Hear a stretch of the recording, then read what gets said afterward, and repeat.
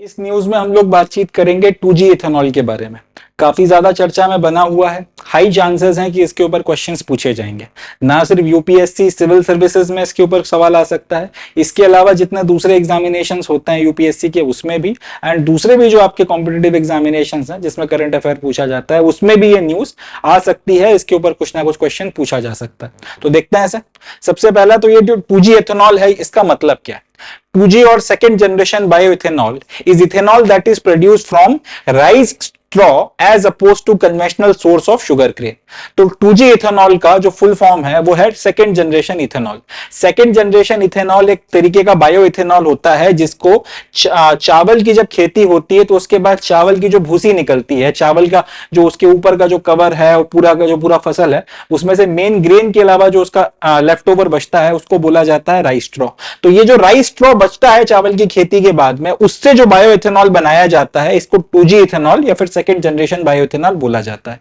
And generally जो आपका normal ethanol होता है वो बनाया जाता है शुगर केन से। शुगर केन या फिर मोलासिस भी इसको कहते हैं, उससे जो है इथेनॉल बनाया जाता है।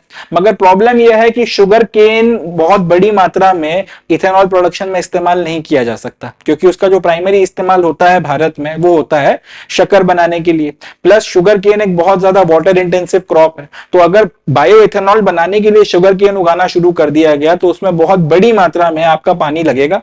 एंड उतना पानी अगर हम लोगों ने इसमें इस्तेमाल करना शुरू कर दिया तो अंडरग्राउंड वाटर की पूरी साइकिल हमारी तहस नहस होकर रह जाएगी।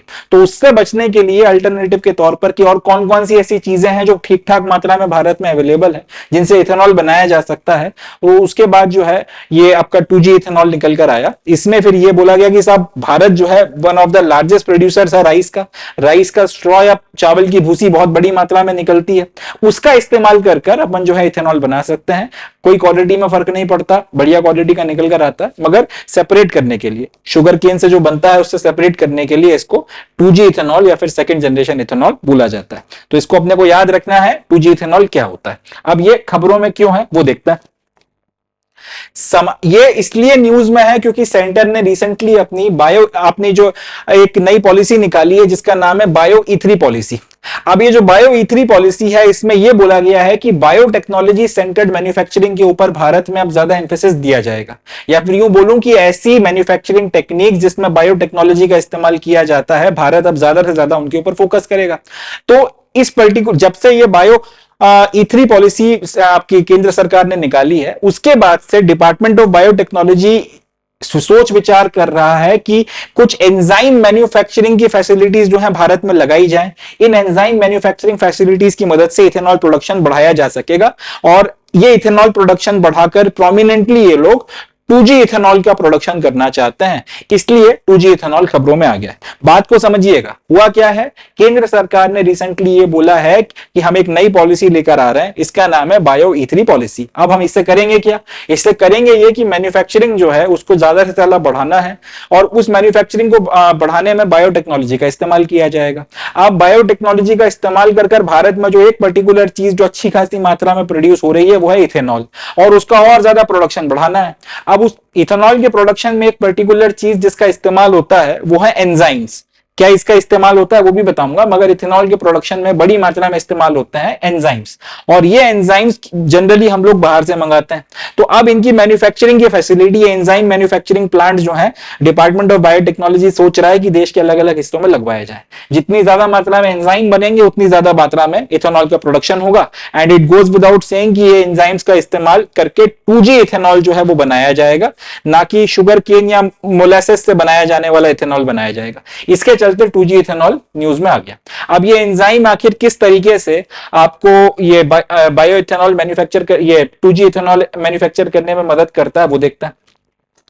होता यह है कि ये जो चावल की भूसी या राइस स्ट्रॉ जो भी आपने लिया है इसका आप पहले बायोमास बनाते हैं, पानी मिला के उसमें और भी चीजें मिला मिलू के इसका एक पूरा बायोमास बना के तैयार किया जाता है। ये बायोमास बनाने के बाद में फिर इसमें एंजाइम्स को छोड़ दिया जाता है, जिन एंजाइम्स के प्रोडक्शन के लिए प्लांट लगाने की बात हो रही है।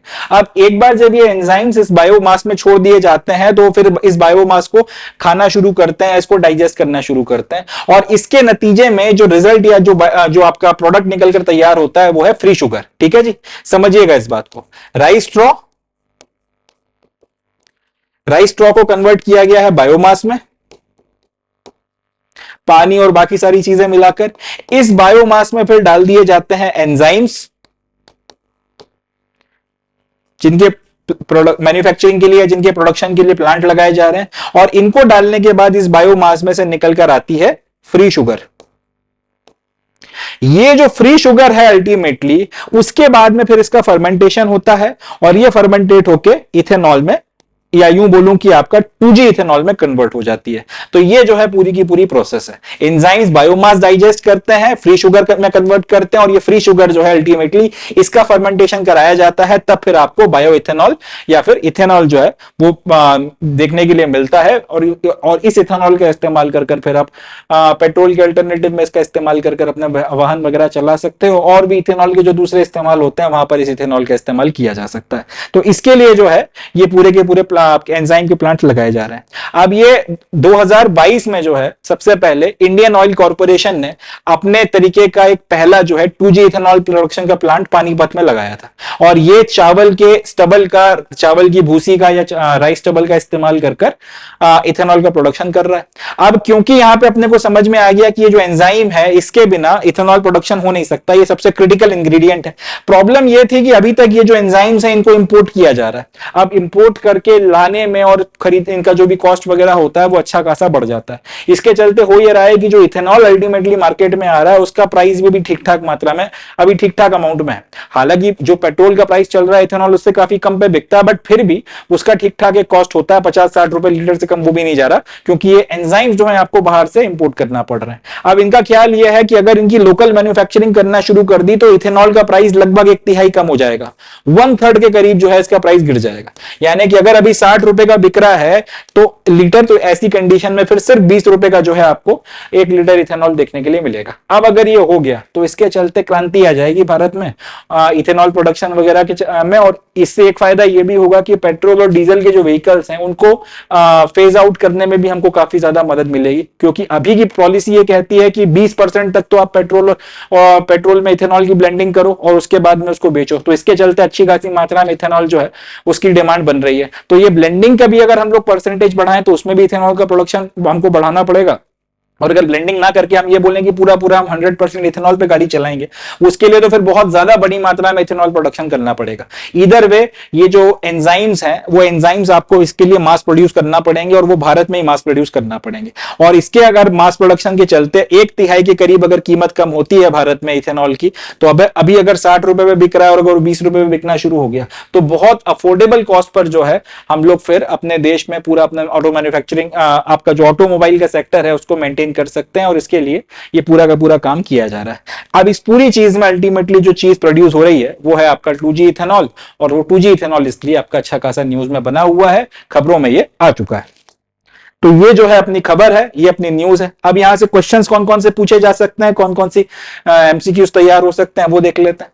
सबसे पहले तो ये जो 2G इथेनॉल होता है वो क्या है, तो इसका अपने को याद रखना है, अगर शुगर केन के अलावा या मोलासेस के अलावा किसी और चीज से, प्राइमरीली राइस स्ट्रॉ से, अगर आप राइस स्ट्रॉ के अलावा दूसरी भी चीजों का इस्तेमाल हो सकता है, बट प्राइमरीली अगर आप राइस स्ट्रॉ की मदद से अगर इथेनॉल का प्रोडक्शन कर रहे हो, या सिंपल सी बात की मोलासेस या शुगर केन के अलावा आप किसी और चीज की मदद से इथेनॉल का प्रोडक्शन कर रहे हो, तो वो सेकंड जनरेशन या 2G इथेनॉल कहलाता है। ठीक है जी।